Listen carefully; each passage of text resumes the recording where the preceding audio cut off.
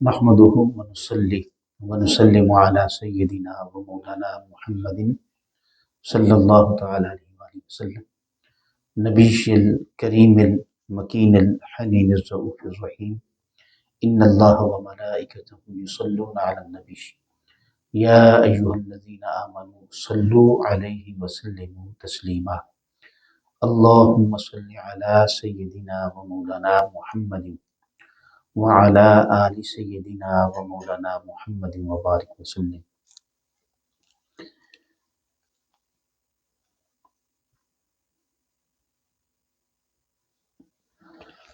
عن سعید بن المسیب رحمہ اللہ تعالی قال كنا عند ام سلمہ رضی اللہ عنہا فتذاکر المہدی فقالت سمعت رسول اللہ صلی اللہ علیہ وآلہ وسلم یقول المہدی من ولد فاطمہ.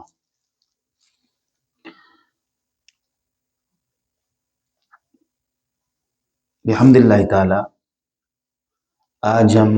حضرت سیدنا امام مہدی علیہ السلام آپ کا تذکرہ مبارک کرنا چاہیں گے. آپ کی آمد سے متعلق حضور نبی رحمت صلی اللہ علیہ وسلم کے ارشادات عالیہ.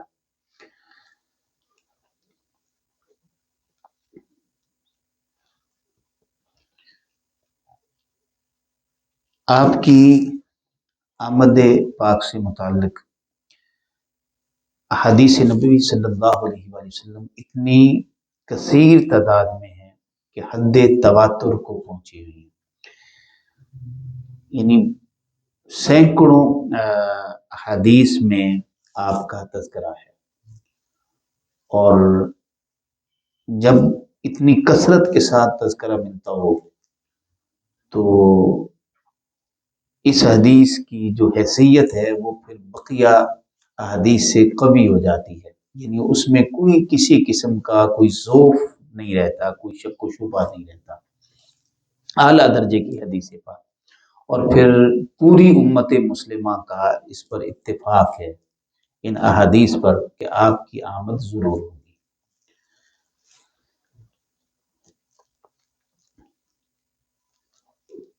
سیدنا امام مہدی علیہ السلام کب تشریف لائیں گے اور ان کا نام، ان کی کنیت، ان کا حسب و نسب کیا ہوگا، اور اسی طرح آپ کی تشریف آوری کے وقت کیا حالات اور کیا علامات ہوں گی، کیونکہ جو بین وقت ہے وہ تو نہیں، لیکن آقا کریم صلی اللہ علیہ وآلہ وسلم نے کئی علامات کا ذکر فرمایا. ان علامات کی روشنی میں ہم دیکھ سکتے ہیں کہ وہ علامات جب ظاہر ہو جائیں گی تو تب حضرت امام مہدی علیہ السلام کے ظہور کا زمانہ ہوگا. لیکن آپ کی آمد کے متعلق جو قطعی حدیث مبارکہ ہے اس کے کلمات ہیں: ان عبداللہ ابن مسعود رضی اللہ عنہ عن النبی صلی اللہ علیہ وسلم قال لو لم يبق من الدنیا الا یوم لطور اللہ ذلك اليوم حتى يبعث فيه رجلا مني او من اهل بيتي يواتئ اسمه اسمي واسم ابيه اسم ابي يملأ الارض قسطا وعدلا كما ملئت ظلما وجورا. یہ سنن ابی داؤد کی حدیث مبارکہ ہے، اور حضرت عبداللہ ابن مسعود رضی اللہ تعالی عنہ اس حدیث پاک کے راوی ہیں. حضور نبی اکرم صلی اللہ علیہ وسلم نے ارشاد فرمایا اگر دنیا کا صرف ایک دن بھی باقی رہتا ہو گیا قیامت کے آنے میں تو اللہ اس دن کو اتنا طویل کر دے گا. یعنی اگر ایک دن بھی رہتا ہوگا اور مہدی علیہ السلام کا ظہور ابھی نہیں ہوا ہو تو اللہ اس دن کو بھی اتنا طویل کر دے گا کہ امام مہدی علیہ السلام کا ظہور ہوگا. اور فرمایا کہ اللہ اتنا طویل کر دے گا کہ یہاں تک کہ مجھ میں سے ایک شخص، روایت کے الفاظ ہیں حتی یبعث فیہ رجلا منی، اللہ پاک مجھ میں سے ایک شخص کو، او من اہل بیتی، یا ارشاد فرمایا کہ میری اہل بیت میں سے، اللہ پاک ایک شخص کو پیدا فرمائے گا، ایک شخص کو اٹھائے گا، ظاہر کرے گا، یواتیو اسمہ اسمی، جس کا نام میرے نام پر ہوگا، و اسم ابیہ اسم ابی، اور ان کے والد کا نام میرے والد گرامی کے نام پر ہوگا،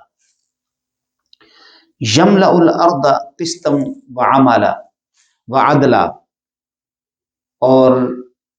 وہ روئے زمین پر عدل و انصاف اس طرح سے قائم کر دے گا، کما ملئت ظلما و جورا،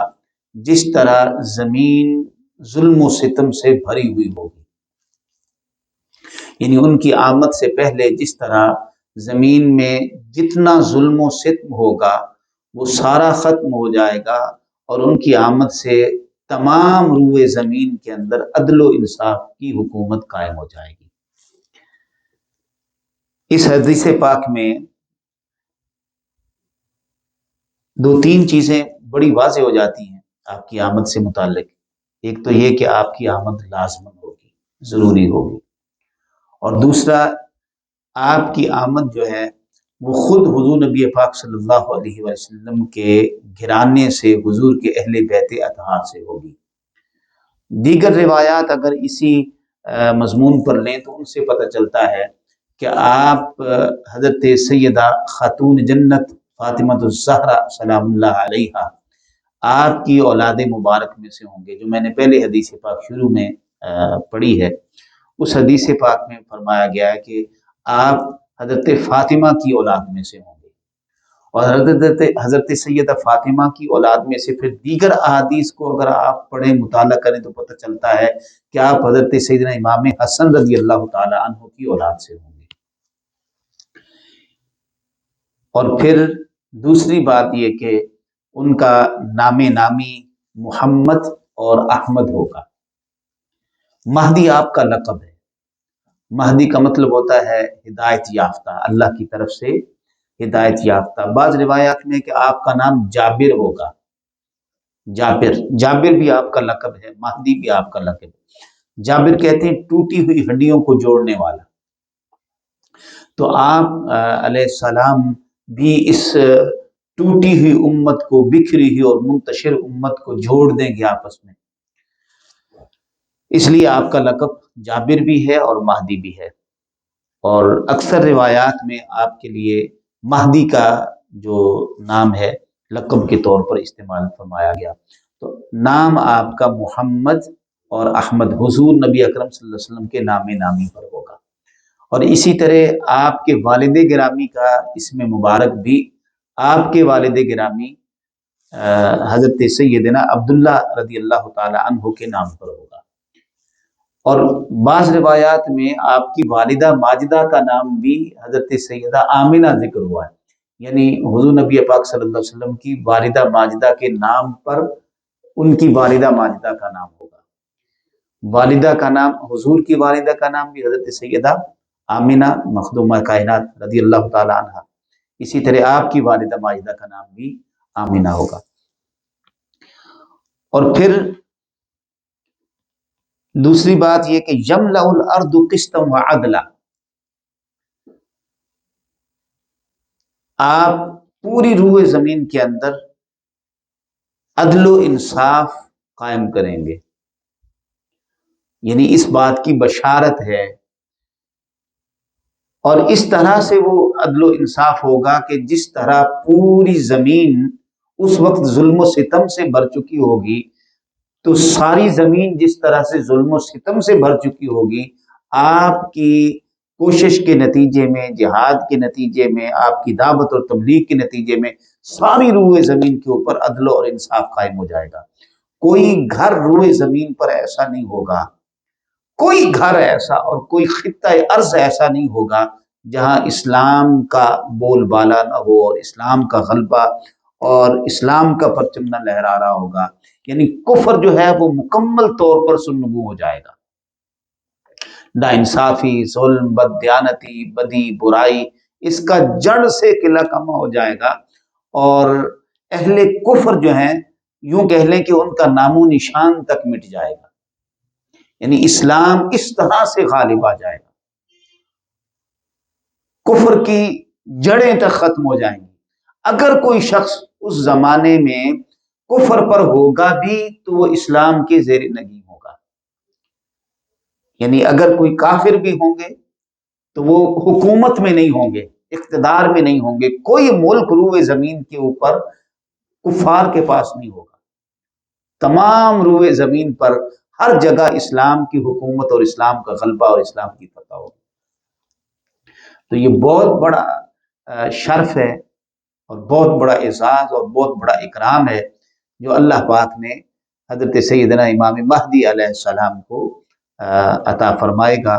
اور آپ کی آمد پاک نبی پاک صلی اللہ علیہ وسلم کی احادیث سے ثابت ہے، اور اس پر پھر پوری امت کا اتفاق اور اجماع ہے، اس سے کسی کو بھی انکار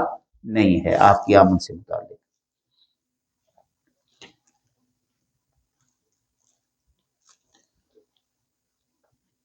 پھر آپ کی حلیہ مبارک سے متعلق ہے، آپ کا حلیہ کیسا ہوگا؟ اچھا، یہ بھی بڑی لطیف اور بڑی خوبصورت بات ہے، آپ کا حلیہ بھی طبیعت میں، عادات میں، اخلاق میں نبی پاک صلی اللہ علیہ وسلم کے مشابہ ہوگا، عادات میں، اخلاق میں حضور کے مشابہ ہوگا، اور جبکہ ظاہری جو شکل و صورت ہے وہ اس کی جو کہہ لیں کہ حلیہ ہے، اس کا حدیث پاک میں ذکر یوں فرمایا گیا ہے، ان ابی سعید الخدری رضی اللہ تعالی عنہ قال قال رسول اللہ صلی اللہ علیہ وسلم المہدی منی،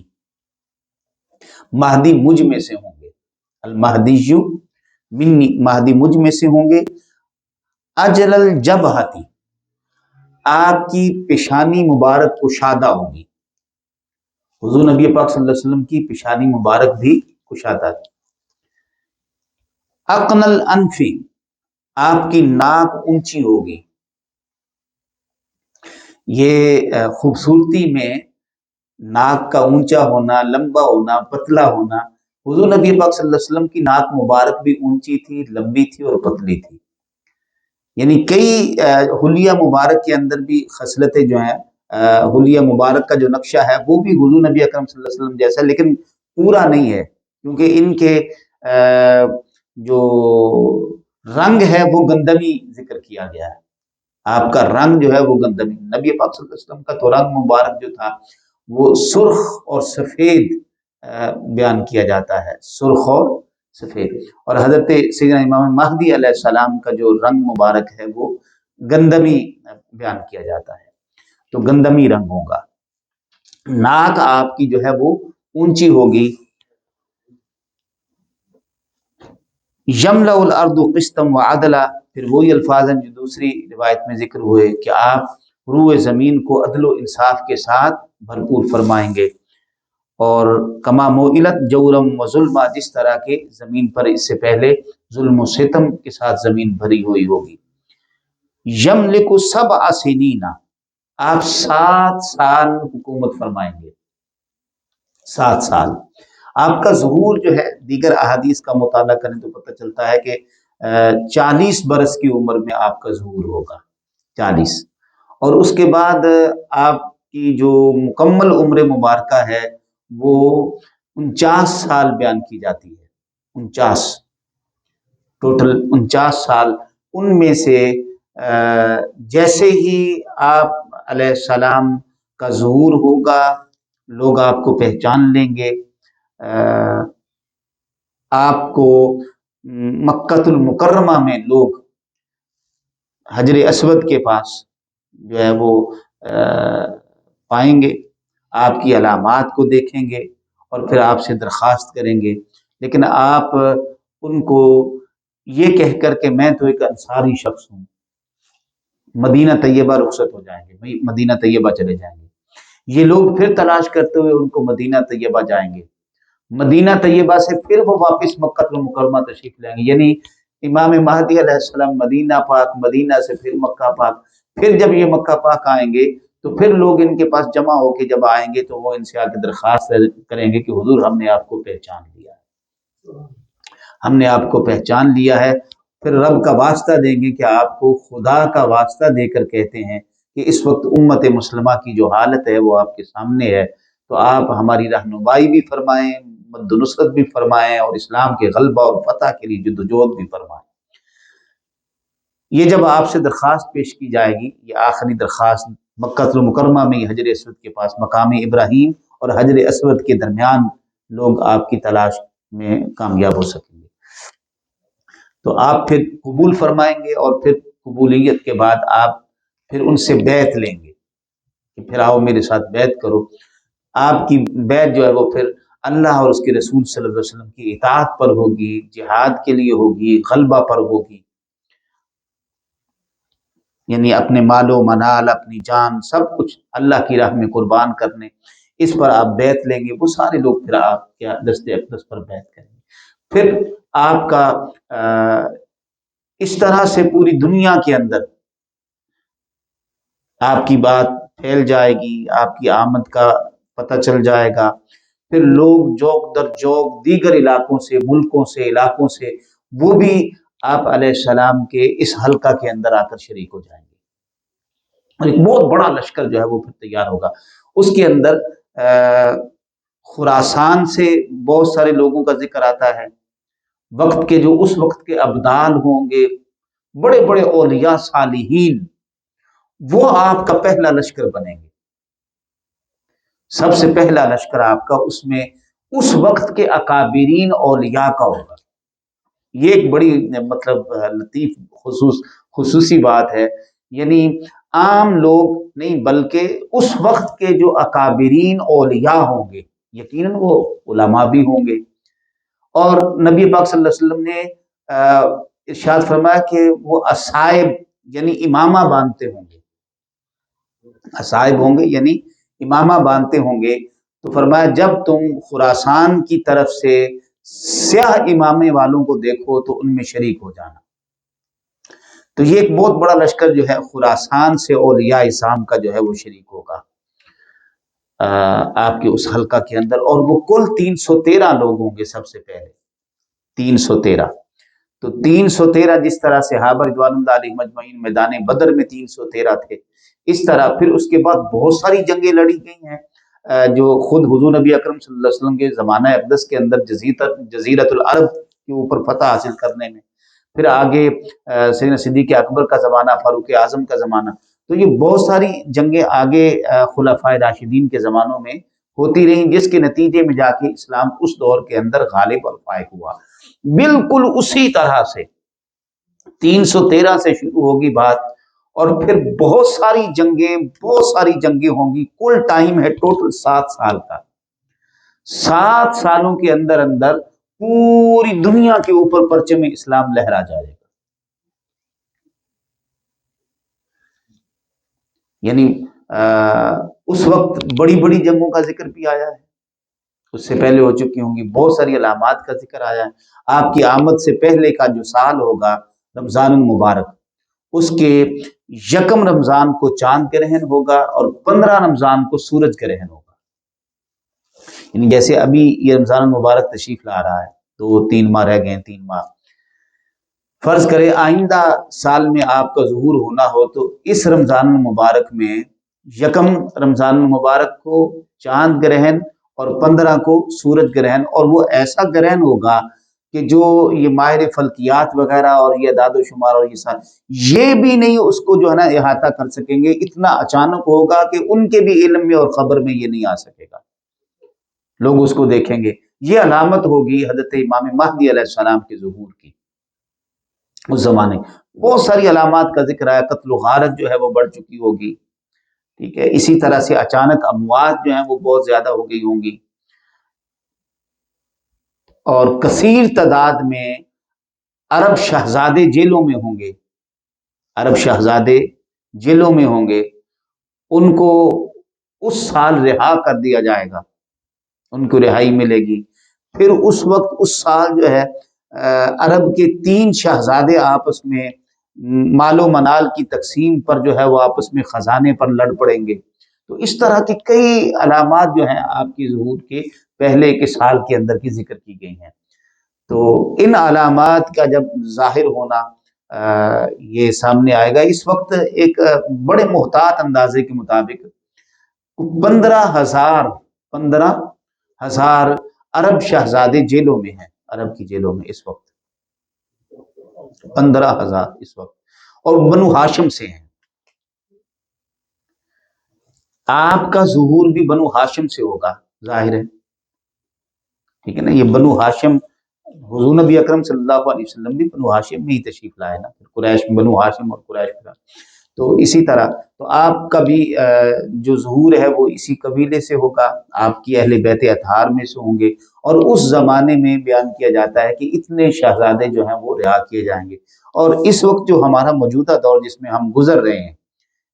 اس میں بتایا جاتا ہے کہ اس وقت موجودہ وقت میں بھی 15,000 شہزادے جیلوں میں ہیں عرب کی، بنو ہاشم سے. بنو ہاشم سے. تو روایات کو اگر دیکھیں، حالات کو دیکھیں، تو لگتا ہے کہ بس شاید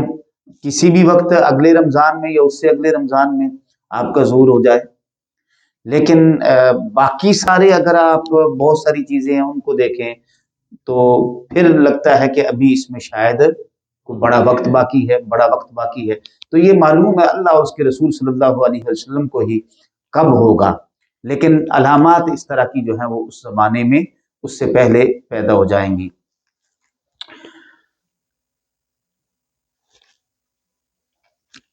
یہ حلیہ مبارک سے متعلق میں نے حدیث پاک عرض کی. پھر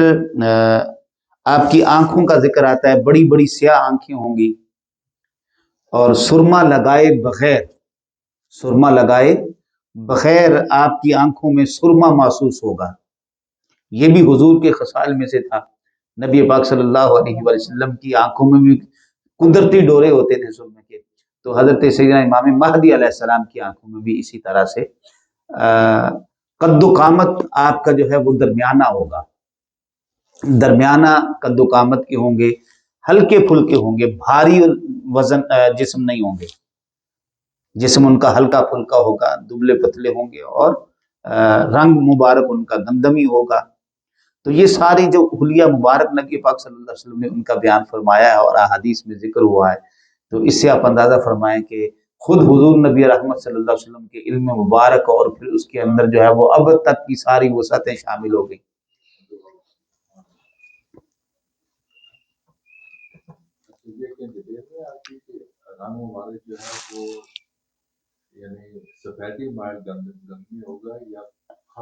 ہاں، گندمی کا ذکر آتا ہے کہ رنگ مبارک گندمی ہوگا. اور یہ الفاظ بھی روایات میں اور پھر آگے علماء نے بیان فرمائے ہیں کہ وہ عادات و اطوار میں اور اخلاق میں تو حضور کے مشابہ ہوں گے مکمل طور پر، لیکن ظاہری شکل و صورت میں حضور کے مکمل مشابہ نہیں ہوں گے. یہ بیان فرمایا جاتا ہے.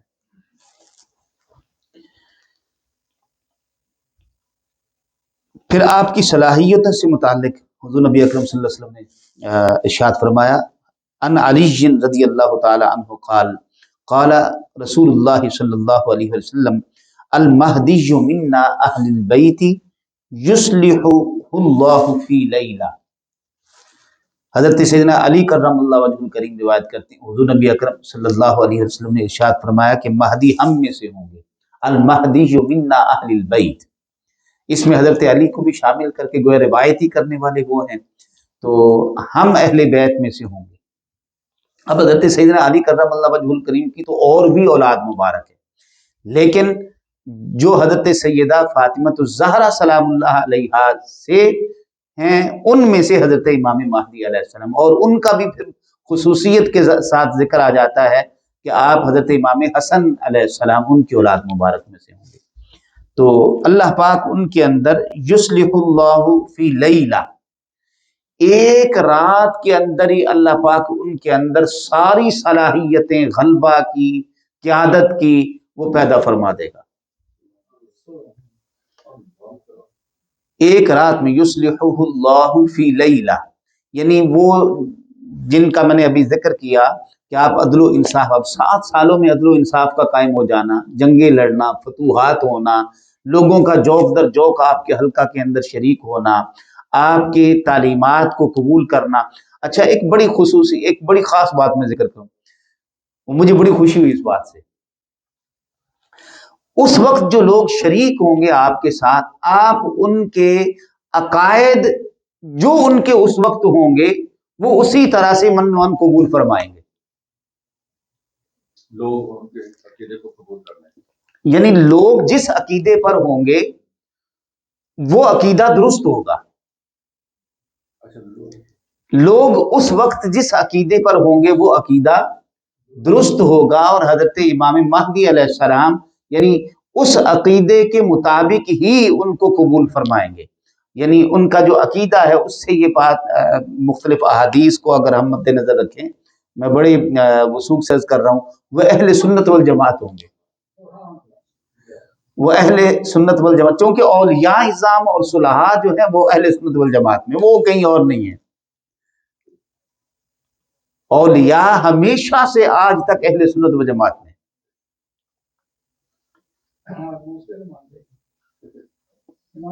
یہ لوگ شریک ہوں گے، ان کا پہلا جو ہراول دستہ ہوگا، ان کا جو پہلا لشکر ہوگا، یہ لوگ ہوں گے۔ ہاں جی، 313 والا۔ تو آپ کی جو دعوت ہے وہ دعوت امر بالمعروف و نہی عن المنکر ہوگی۔ آپ کی دعوت امر بالمعروف و نہی عن المنکر ہوگی، یعنی آپ نیکی کی دعوت دیں گے اور بدی اور برائی سے منع فرمائیں گے۔ تو بدی اور برائی تو آج بھی بہت ساری ہے، اور نیکی میں ہم آج بھی بہت پیچھے ہیں۔ اس سے یہ پتہ چلتا ہے کہ عقائد کا ذکر نہیں ہے، کہ عقائد ان لوگوں کے ایک ذکر آیا کہ وہ ان کے امام سیاہ ہوں گے، سیاہ امام والے ہوں گے،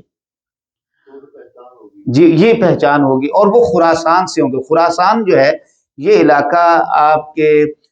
کچھ حصہ ایران کا پڑتا ہے، اس میں جو اس وقت خراسان تھا ایران کا پڑتا ہے، کچھ حصہ اس کا افغانستان کا پڑتا ہے، اور کچھ حصہ آپ کے پاکستان کے سرحد کا پڑتا ہے، سرحد کا ادھر کا حصہ پڑتا ہے۔ تو یہ سرحدی حصہ پاکستان سے، اور پھر جو ہے وہ افغانستان سے، اور پھر ایران سے، یہ ان 3 حصوں سے وہ پہلا دستہ ہوگا سیاہ اماموں والا جو اس میں شریک ہوں گے، جو اس لشکر میں جا کے مکہ المکرمہ میں آپ کے دستے اقدس پر بیعت کریں گے۔ پگڑی مبارک، پگڑی ہے، پگڑی۔ امامہ وہی ہوتا ہے کہ جو ٹوپی کے اوپر باندھا جاتا ہے، ٹوپی کے اوپر باندھا جاتا ہے۔ وہ ٹوپی کسی بھی طرز کی ہو سکتی ہے۔ ابھی تو وہاں کے جو عرب کے لوگ ہیں وہاں پہ تو امامے والے نہیں ہیں، ٹھیک ہے، لہذا یہ لوگ تو نہیں ہوں گے، یہ تو بات بڑی کنفرم ہو گئی، یہ لوگ تو نہیں ہوں گے۔ امامے والے ہوں گے وہاں سے بھی اور وہاں سے بھی، تو اس کا مطلب یہ ہے کہ اس وقت یہ نہیں ہوں گے، یا ہو سکتا ہے اس وقت ان کے اندر اماموں کا مطلب ایک ذہن اس طرف جا سکتا ہے کہ اس وقت ان کا جو ہے یہ اسٹائل نہیں ہوگا، اس وقت جو مطلب سروں کے اوپر جو ہے وہ لوگ کثرت کے ساتھ امامے باندھنے والے ہوں۔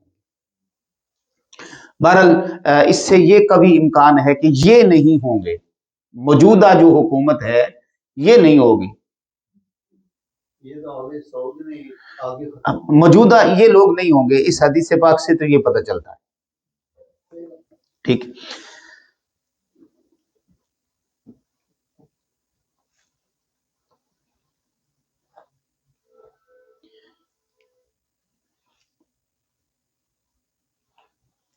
اب ایک پوری بڑی تفصیل کے ساتھ حضرت ام سلمہ رضی اللہ تعالی عنہ نے رسول اکرم صلی اللہ علیہ وسلم سے روایت کی ہے، وہ میں اسی طرح سے پڑھ دیتا ہوں۔ آپ صلی اللہ علیہ وسلم نے ارشاد فرمایا کہ ایک خلیفہ کی وفات کے وقت اختلاف ہوگا۔ ایک شخص مدینہ سے مکہ چلا جائے گا، مکہ کے کچھ لوگ اس کے پاس آئیں گے، پھر اسے اس کی ناپسندیدگی کے باوجود بحیثیت مہدی پہچان کر ظاہر کر دیں گے اور اس کے ہاتھ پر حجر اسود اور مقام ابراہیم کے درمیان بیعت کر لیں گے۔ یہ جو میں نے پچھلی ساری روایات آپ کو متن کے ساتھ بیان کی ہیں، یہ اس کا متن بھی موجود ہے، اس حدیث پاک کا بھی، میں صرف اس کا اردو جو ہے وہ بیان کر رہا ہوں۔ اس میں بڑی جامع جو ہے وہ سارا ذکر کیا گیا ہے۔ اور اس کی طرف اہل شام کا لشکر بھیجا جائے گا، جو آپ تک پہنچنے سے پہلے ہی مکہ و مدینہ کے درمیان بیدا ایک چٹیل میدان ہے، وہاں زمین کے اندر دھنسا دیا جائے گا۔ جب لوگ یہ تمام ماجرا دیکھ لیں گے تو شام کے ابدال اور عراق کے اولیاء، شام کے ابدال اور عراق کے اولیاء اس کے پاس آئیں گے۔ میں یہ اگر آپ پسند فرمائیں تو میں متن کے الفاظ اس میں پڑھ دیتا ہوں، مزید بات جو ہے نا وہ کبھی ہو جائے گی۔ یہ الفاظ ہیں: فَإِذَا رَأَى النَّاسُ ذَلِكَ أَتَاهُ أَبْدَالُ، حضور نبی اکرم صلی اللہ علیہ وسلم نے ارشاد فرمایا أَتَاهُ أَبْدَالُ الشام وَأَصَائِبِ أَهْلِ العراق، شام کے ابدال اور عراق کے اصائب یعنی امامہ پہننے والے، مراد اس سے اولیاء ہیں۔ فَيُبَايِعُونَهُ بَيْنَ الرُّكْنِ وَالْمَقَامِ، تو وہ حجر اسود اور مقام ابراہیم کے درمیان آپ کے دست اقدس پر بیعت کریں گے۔ ٹھیک، یعنی جو پہلا حلقہ آپ کے دست اقدس پہ بیعت کرنے والا ہوگا وہ اولیاء کا اور ابدال کا ہوگا، اور وہ امامہ پہننے والے ہوں گے۔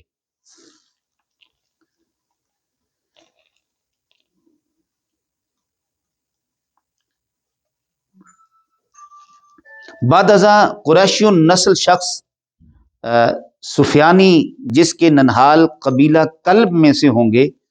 اس سے جنگ کے لیے ایک لشکر بھیجا جائے گا۔ یہ لوگ اس حملہ آور لشکر پر غالب ہوں گے اور یہی کلب کی فوج ہوگی، اور خسارہ ہے اس شخص کے لیے جو کلب سے حاصل شدہ غنیمت میں شریک نہ ہو۔ یعنی وہ لشکر جو ان سے لڑے گا اس قبیلے کے ساتھ تو ان پر فتح پالے گا، تو ان کا جو مال ہاتھ آئے گا، مال غنیمت، نبی پاک صلی اللہ علیہ وسلم نے ارشاد فرمایا کہ جو شخص اس مال غنیمت کو حاصل نہ کر سکے تو وہ خسارے میں رہے گا۔ یعنی اس میں ترغیب بھی دلائی ہے اس وقت کے لوگوں کو کہ وہ آپ کے لشکر میں شریک ہوں، اور ان کو فتح ہوگی۔ اور قبیلہ بنی کلب، یعنی اس سے مراد ہے جزیرہ عرب، جو ہے پہلی جنگ آپ کی اسی جزیرہ عرب سے۔ اور ایک بڑی لطیف بات ہے، بڑے وسیع ضخیم مطالعے سے پتہ چلتی ہے، یعنی کسی ایک حدیث کو نہیں، آپ اس کو مکمل جتنی احادیث ہیں ان ساری کو پڑھیں تو آپ پھر اس سے ایک نتیجہ اخذ کرتے ہیں کہ جیسے حضور نبی اکرم صلی اللہ علیہ وسلم کی دعوت تبلیغ کا عمل تھا، آقا کریم صلی اللہ علیہ وسلم کے جہاد غزوات کا عمل تھا، سیم اسی طرح سے حضرت سیدنا امام مہدی علیہ السلام کا معاملہ ہوگا۔ اس میں سب سے پہلی جنگ جو ہے وہ اس میں جیسے نبی پاک صلی اللہ علیہ وسلم نے جزیرہ عرب جو تھا وہ سارے کا سارا فتح ہوا، اس میں اس وقت کے جو سارے عرب کنٹریز آتے تھے وہ سارے کے سارے کہہ لیں کہ فتح ہوئے۔ اسی طرح حضرت امام مہدی علیہ السلام کی جو پہلی جنگ، پہلا جو آپ کا مطلب جہاد ہوگا، وہ اس میں جزیرہ عرب جو ہے وہ سارا کا سارا جو ہے وہ فتح فرمائیں گے۔ یعنی اس وقت بھی اس سے یہ پتہ چلتا ہے کہ بہت سارے حصوں میں، عرب کے بھی بہت سارے حصوں میں حکومت جو ہے وہ کفر کی ہو چکی ہوگی، عیسائیوں کی، یہودیوں کی ہو چکی ہوگی، اور آپ ان کو فتح فرمائیں گے۔ اور جو پہلا مارکا ہے وہ بنی کلب کے قبیلے سے ہوگا۔ ٹھیک، پھر آگے چلیں تو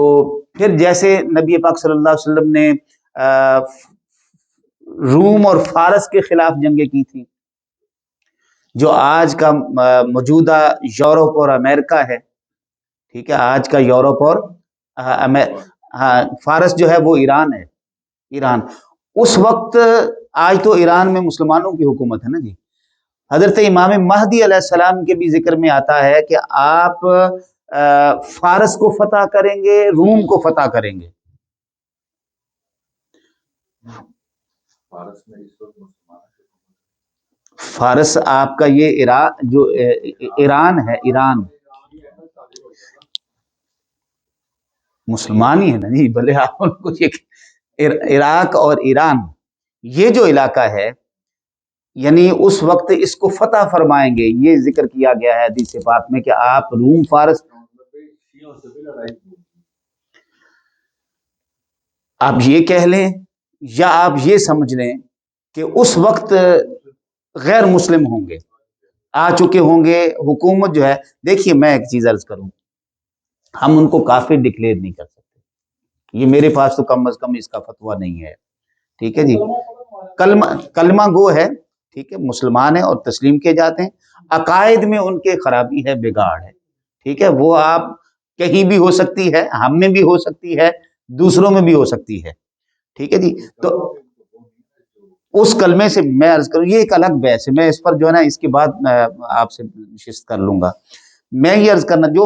مطلب میرے علم میں نقص کمزوری ہو سکتی ہے، میں یہ نہیں کہتا میں جو بات کر رہا ہوں وہ بڑی مطلب اتھینٹک اور اس میں کوئی دوسری رائے نہیں ہو سکتی، لیکن میں جو کچھ حدیث پاک کے مطالعہ سے سمجھ سکا ہوں وہ یہ ہے کہ اس وقت کفار کے نرغے میں ہوگا، وہاں پر کفار کی حکومت ہوگی، یہود ہوں گے یا عیسائی ہوں گے، اہل کفار ہوں گے، جن سے حضرت مہدی علیہ السلام جو اس کو فتح کریں گے، اور اسی طرح سے باقی جو روم ہے وہ تو آج بھی ہمیں کلیئر ہے، ٹھیک ہے، وہ تو آج بھی کلیئر،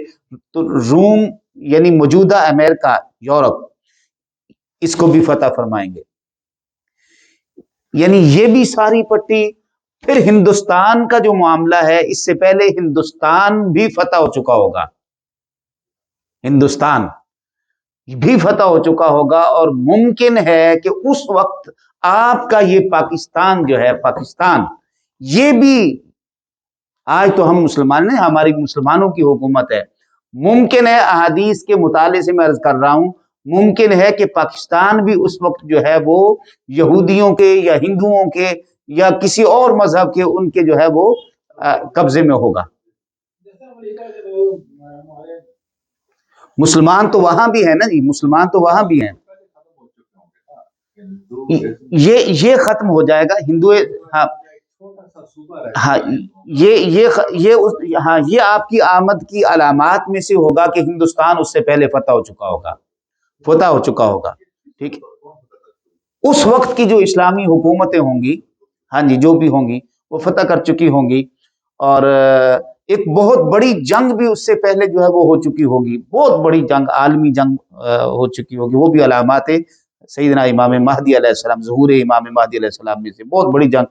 اس پر میں آئندہ انشاءاللہ تعالی ذکر کروں گا،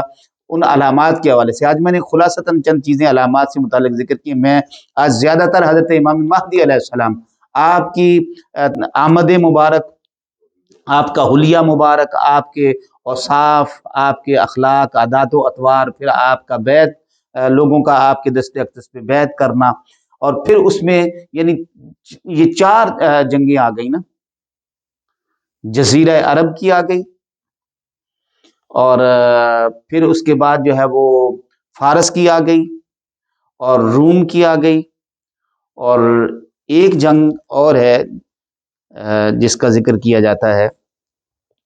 جزیرہ عرب، اور پھر فارس، روم، اور تیسرا ہے دجال کے خلاف، یہ جب تینوں علاقے فتح ہو چکے ہوں گے